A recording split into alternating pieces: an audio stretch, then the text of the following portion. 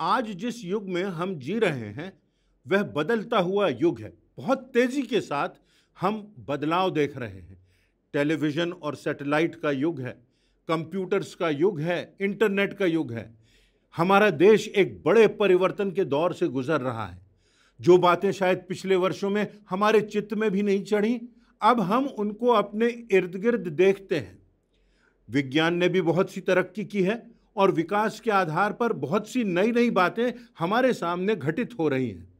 और जिस प्रकार से इस सभ्यता और संस्कृति का हम कहते हैं कि विकास हो रहा है, विज्ञान के द्वारा इस विकास के युग में जो एक त्रासदी हुई है वह यह है कि जैसे जैसे विज्ञान का विकास हुआ है, तकनीकी का विकास हुआ है, वैसे वैसे मनुष्यों के सामने मूल्यों का पतन भी हो गया है। आज के युग में लोग हैं जो निरंतर परमेश्वर से दूर होते जा रहे हैं। यदि हम बड़े शहरों में जाएं तो हम पाते हैं, लोग कहते हैं, देखते हैं कि सब कुछ जो है बस पैसा कमाना है। जो कुछ है सब कुछ भौतिकवाद है। पैसे के आधार पर हम सब कुछ प्राप्त कर सकते हैं। लोग कहते हैं कि सांसारिकता और भौतिकवाद से बढ़कर कुछ और है नहीं। जो कुछ है इस संसार में बस धन कमाना है, अपनी संपत्ति बढ़ाना है।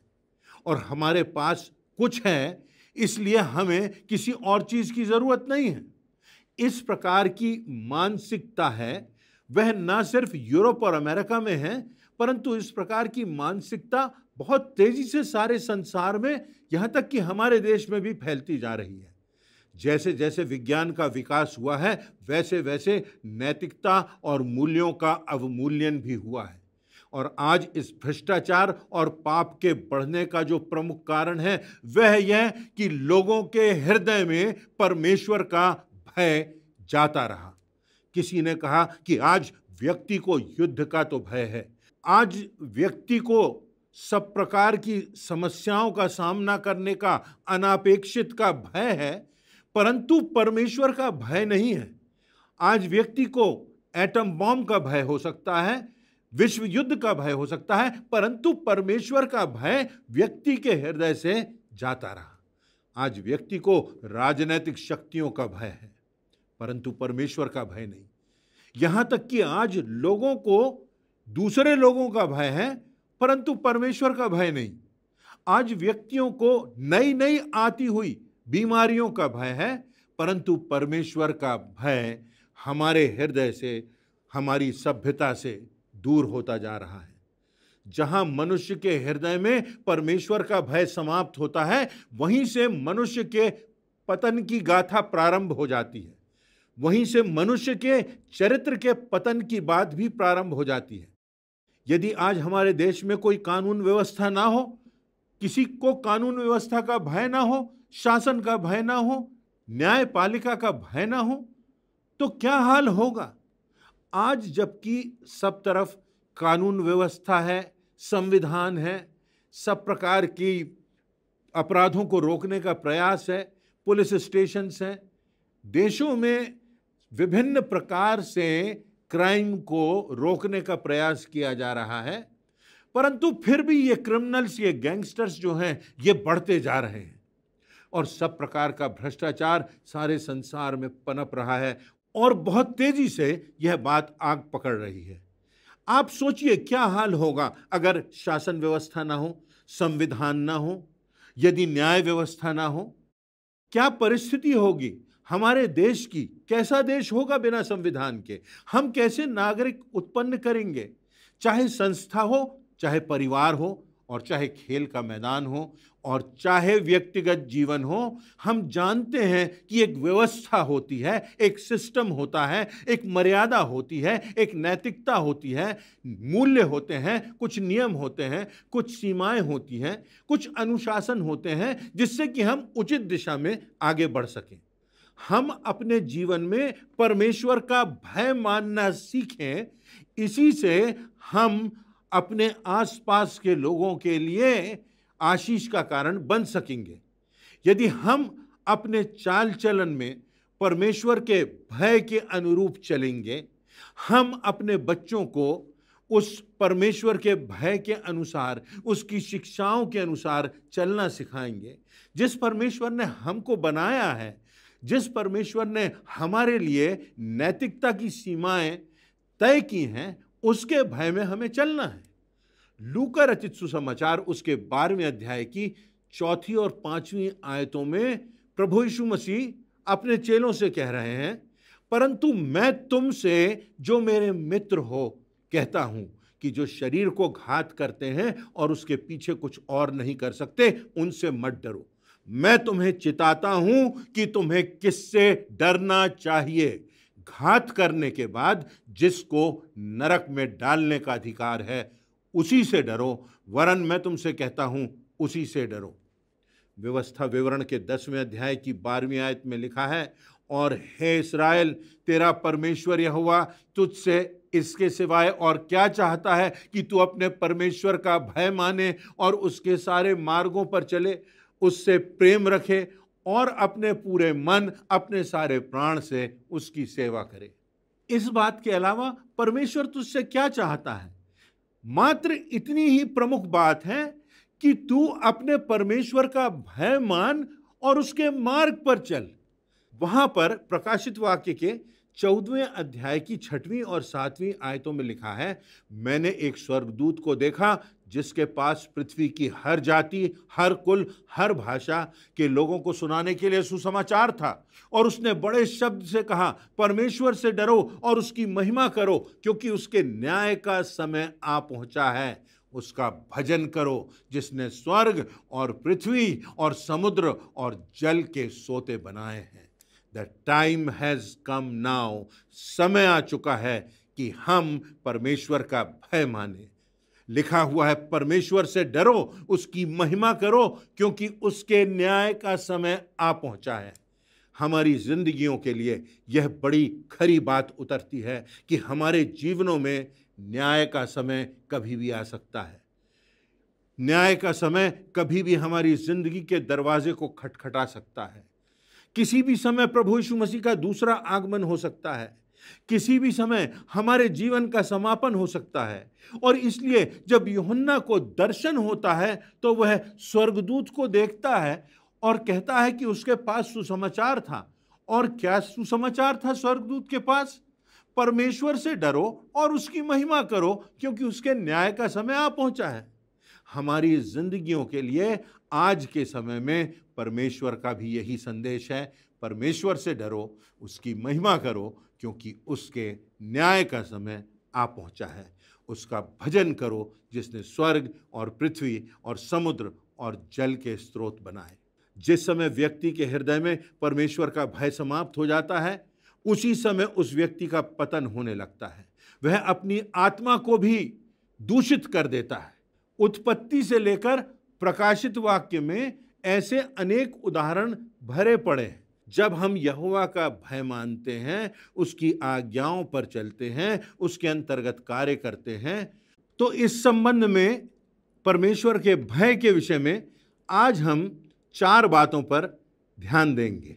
पहली बात, परमेश्वर हमें सांसारिक रूप से आशीषित करता है। ये मैं नहीं कह रहा हूं, ये परमेश्वर का वचन कह रहा है। हम सब चाहते हैं कि परमेश्वर हमें सांसारिक रूप से आशीषित करे।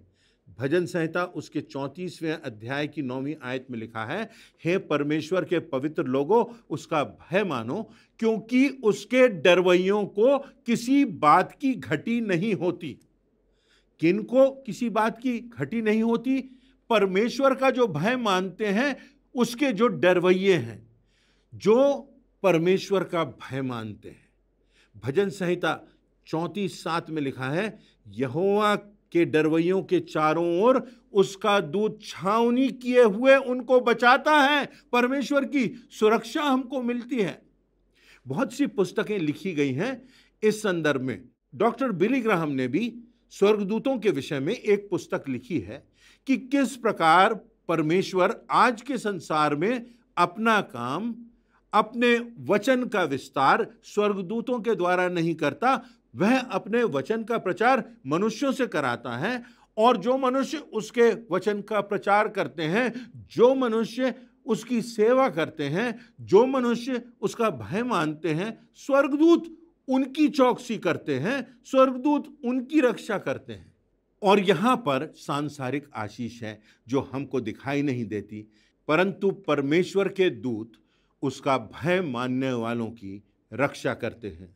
नीति वचन की पुस्तक उसके 10वें अध्याय की 27वीं आयत में लिखा है, यहोवा का भय मानने से आयु बढ़ती है। नीति वचन 14:27 में लिखा है, यहोवा का भय मानने से लोग मृत्यु के फंदे से बच जाते हैं। यह परमेश्वर का वचन कह रहा है, यह परमेश्वर की प्रतिज्ञा है। नीति वचन 19:23, यहोवा का भय मानने से जीवन बढ़ता है। नीति वचन 22:4, नम्रता और यहोवा का भय मानने का फल धन, महिमा और जीवन होता है। 3 बातें प्राप्त होती हैं यहोवा का भय मानने से, जैसा नीति वचन की उपरोक्त आयत में लिखा है। यहोवा के भय मानने से धन, महिमा और जीवन मिलता है। तो धन और महिमा और जीवन, इसका स्रोत क्या है? इसका स्रोत है परमेश्वर का भय मानना। ये सब कहां से आएगा? ये सारी आशीषें कहां से आएंगी? ये परमेश्वर की ओर से आएंगी जब हम उसकी आज्ञा को मानेंगे, जब हम उसका भय मानेंगे कि परमेश्वर से हम बच नहीं सकते, हम उसके प्रति उत्तरदायी हैं। परमेश्वर का भय हमारे हृदय में हो तो परमेश्वर के वचन की प्रतिज्ञा है कि धन, महिमा और जीवन उनको प्राप्त होगा जो परमेश्वर का भय मानेंगे। तो हमने इन संदर्भों को देखा कि जब हम परमेश्वर का भय मानते हैं तो सांसारिक रूप से हम आशीषित होते हैं। दूसरी बात, जब हम परमेश्वर का भय मानते हैं तो परमेश्वर हमको आत्मिक आशीषें देता है। भजन संहिता 147:11 में परमेश्वर का वचन है, यहोवा अपने डरवैयों से ही प्रसन्न होता है। यदि हम सोचें कि हमने बहुत अच्छे काम किए हैं तो हम परमेश्वर को प्रसन्न कर देंगे, हमने बहुत मेहनत की है, हमने बहुत कुछ उपलब्धियां प्राप्त की हैं, परंतु यदि हमारे हृदय में परमेश्वर का भय नहीं है तो हम परमेश्वर को प्रसन्न नहीं कर सकते। हम उसकी सेवा दिखाने को कर रहे हैं, परंतु उस सेवा का कोई अर्थ नहीं। इसलिए उसका भय हमारी जिंदगी में होना चाहिए। यदि हम उसके लिए गा रहे हैं, यदि हम उसके नाम से सोचते हैं कि बड़े बड़े कार्य कर रहे हैं, परंतु हमारे हृदय में परमेश्वर का भय नहीं, तो ये सब कुछ व्यर्थ होगा। तो परमेश्वर को यदि हमें प्रसन्न रखना है तो उसकी पहली सीढ़ी है कि हम परमेश्वर का भय माने। भजन संहिता उसके 145वें अध्याय की 19वीं आयत में लिखा है, वह अपने डरवैयों की इच्छा पूरी करता है और उनकी दुहाई सुनकर उनका उद्धार करता है। इच्छा पूरी करता है, प्रार्थना सुनता है, उनकी दुहाई सुनता है और उनका उद्धार करता है। हम कई संदर्भ देख सकते हैं कि किस प्रकार परमेश्वर अपने भय मानने वालों को सांसारिक रूप से आशीषित करता है।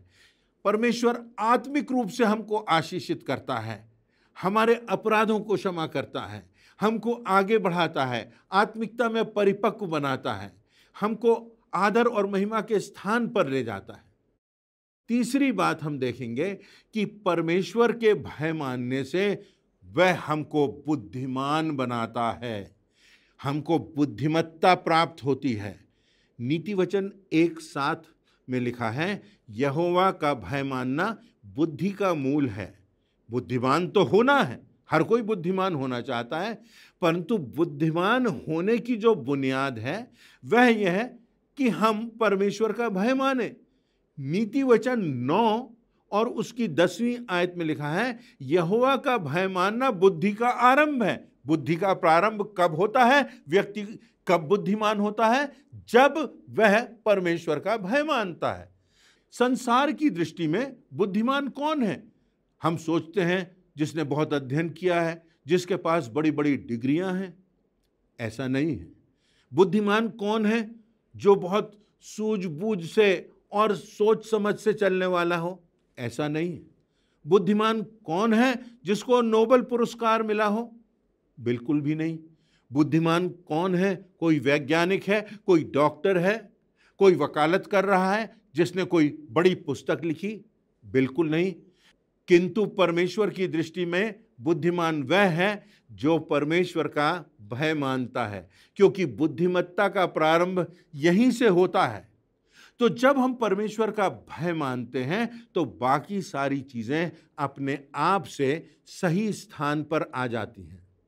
उदाहरण के लिए यदि हम दूरबीन ले लें और दूरबीन से यदि हम नदी के पार कोई वस्तु को देखना चाहें, उदाहरण के लिए किसी गाड़ी को देखना चाहें, तो जब तक वह इमेज हम फोकस में नहीं ले आते, सब कुछ धुंधला होगा, कुछ स्पष्ट नहीं होगा।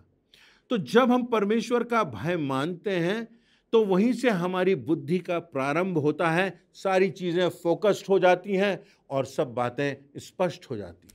चौथी बात, यहोवा का भय मानना हमें इस संसार में निर्भय बनाता है।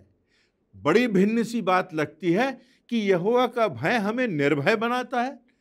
भय से तो हम और भी भयभीत होंगे, कायर होंगे, परंतु नहीं, यह तो यहोवा के भय की बात है, तो यह तो कुछ फर्क बात है। यहोवा का जो भय है वह हमें निर्भय बनाता है, साहसी बनाता है, निडर बनाता है। पहला शमूएल 17:24 में हम पाते हैं, जहां गोलियत का वर्णन है कि जो गोलियत से डरते थे, जो देखते थे उसका भय खाते थे, घबराते थे। मनुष्यों से डरना परमेश्वर की दृष्टि में गलत बात है। मत्ती 26:56 में लिखा है, तब उसके चेले उसको गेत्सेमनी बाग में छोड़कर भाग गए। प्रभु यीशु मसीह की मृत्यु के पहले चेले गेत्सेमनी बाग से भाग गए क्योंकि उन्हें मनुष्यों का डर था, उन्हें उनके शस्त्रों का भय था। भजन संहिता 46:1-3 में लिखा हुआ है, परमेश्वर मेरा शरण स्थान और बल है, संकट में अति सहजता से मिलने वाला सहायक। इस कारण हमको कोई भय नहीं, चाहे पृथ्वी उलट जाए, चाहे पहाड़ समुद्र के बीच में डाल दिए जाएं, चाहे समुद्र गरजे और फेन उठाए, चाहे पहाड़ उसकी बाढ़ से कांप उठे, हमें किसी का भय नहीं, क्योंकि परमेश्वर यहोवा हमारा शरण स्थान है, वह हमारा बल है। हमारी जो शक्ति है, हमारी जो सामर्थ है, वो परमेश्वर है, और जो संकट में अति सहजता से मिलती है। इसलिए चाहे आंधी आए, तूफान आए, ज्वालामुखी फट जाएं, पर्वत उलट जाएं, कोरोना जैसी बीमारियां सामने आ जाएं, चाहे यहां तक लिखा है कि पहाड़ उसकी बाढ़ से कांप जाएं, परंतु हमारे हृदय में कोई भय नहीं, क्योंकि परमेश्वर हमारा दृढ़ गढ़ है। नीति वचन 29:25, मेहरबानी से इस बात पर गौर करें। लिखा हुआ है, मनुष्य का भय खाना फंदा हो जाता है, परंतु जो यहोवा पर भरोसा रखता है वह ऊंचे स्थान पर उठाया जाता है। परमेश्वर नहीं चाहता कि हम मनुष्यों से डरें। परमेश्वर नहीं चाहता कि हम सांसारिक शक्तियों से डरें। परमेश्वर चाहता है कि हम निर्भीक बने, परंतु ये निर्भीकता कहाँ से आएगी? ये निर्भीकता तब आएगी जब हम परमेश्वर का भय मानेंगे। इसका क्या अर्थ है? इसका अर्थ यह है कि हम इस बात को जानें कि परमेश्वर ने मापदंड स्थापित किए हैं, बाउंड्रीज बनाई हैं। हमको उन बाउंड्रीज में अपनी जिंदगी को जीना है। हमको पाप से बचना है, हमको शैतान की शक्तियों से बचना है, क्योंकि शैतान हमारी जिंदगी को ही नहीं परंतु हमारी आत्मा को भी विनाश के कगार पर ले जाता है। परंतु जो कुछ हम करेंगे, जो कुछ हम कहेंगे, जैसा हमारा व्यवहार होगा, जिस प्रकार से हम अपने स्रोतों को खर्च करेंगे, हमारे मन में यदि यह बात हो कि परमेश्वर यहोवा की नज़र मुझ पर लगी है, परमेश्वर यहोवा मेरे दिल को, मेरे विचारों को, मेरी मानसिकता को जानता है, और मुझको और आपको परमेश्वर यहोवा के सामने उत्तरदायी होना है। यदि यह बात हम समझ लें कि हमारा न्यायी परमेश्वर है, न्याय का अर्थ होना यह कि हमारी आत्मा अनंत विनाश को जाएगी या हमारी आत्मा अनंत जीवन पाएगी। अनंत को हम परमेश्वर के धाम में रह सकेंगे और उस स्वर्गीय सुख को प्राप्त कर सकेंगे जो परमेश्वर ने अपने लोगों के लिए ठहराया है। और हमारा भरोसा परमेश्वर पर है। यदि हम परमेश्वर की आज्ञाओं को ठुकराएंगे, यदि हम परमेश्वर के द्वारा बनाए गए मूल्यों की अवहेलना करेंगे और परमेश्वर का न्याय हम पर प्रकट होगा और हम परमेश्वर से बच नहीं सकेंगे। हमारे हृदय में, चाहे हम किसी भी स्थान पर हों, चाहे हम किसी भी स्थान पर सेवा में लगे हों, चाहे हम कहें हम परमेश्वर के सेवक हों, चाहे हम कहें हम समाज के सेवक हों, हम मानवता की सेवा में लगे हुए हों, परंतु यदि हमारे हृदय में हमारे परमेश्वर यहोवा का भय नहीं है, उसके न्याय का भय नहीं है, उसकी आज्ञाओं के प्रति हम उदासीन हो गए हैं, तो हम कैसे बचेंगे? ये संसार तो थोड़े दिनों का है, परंतु परमेश्वर चाहता है कि हम उसके भय में जीवन जिएं। यदि हमें इस बात का एहसास होगा कि परमेश्वर की दृष्टि हम पर लगी है, परमेश्वर जिसने हमें बनाया है, परमेश्वर जिसने हमें बचाया है, परमेश्वर जिसने हमारे अपराधों को क्षमा करने के लिए अपने पुत्र प्रभु यीशु मसीह को बलिदान कर दिया और प्रभु यीशु मसीह ने मृत्यु को परास्त करके अनंत जीवन का द्वार सारी मानव जाति के लिए खोल दिया, मेरे और आपके लिए खोल दिया, और आज हमारा प्रभु यीशु मसीह जीवित है, परमेश्वर के साथ सिंहासन पर विराजमान है। तो शैतान की शक्तियां इस संसार में हम पर हावी होती हैं। संसार में जब हम आगे बढ़ते हैं, हम पर दबाव पड़ते हैं कि हम समझौते कर लें, और संसार और शैतान की ताकतों का मुकाबला हमें करना है, आगे बढ़ते जाना है, और इस संसार से हमें भयभीत नहीं होना है, इस संसार के लोगों से हमें भय नहीं खाना है। यदि हमारा चाल चलन, यदि हमारा चरित्र, यदि हमारी मानसिकता, यदि हमारे कार्य परमेश्वर के वचन के अनुसार होंगे। विज्ञान के अनुसंधान से हमारी आत्मा नहीं बचाई जा सकती।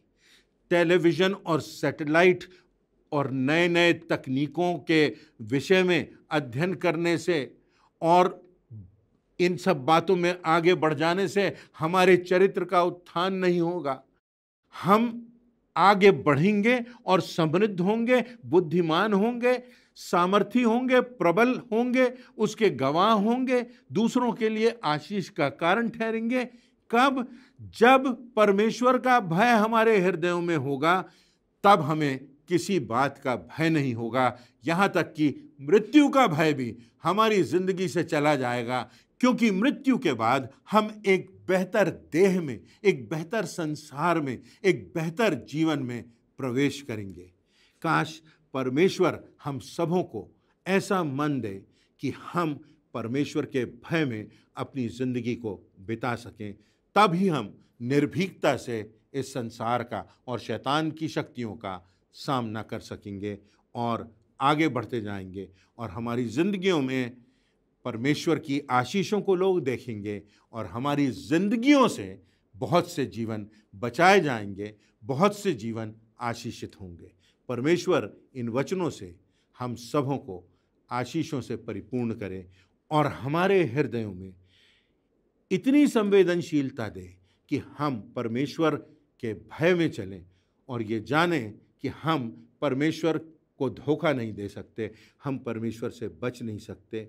हमें उसको प्रसन्न करना है, उसके मार्ग पर आगे बढ़ना है, जिंदगियों को परमेश्वर की राह पर लाना है और सब तरफ प्रभु यीशु मसीह के प्रेम का, उसकी क्षमा का और अनंत जीवन का सुसमाचार पहुंचाना है। परमेश्वर इन वचनों से हम सबों को आशीष देवे।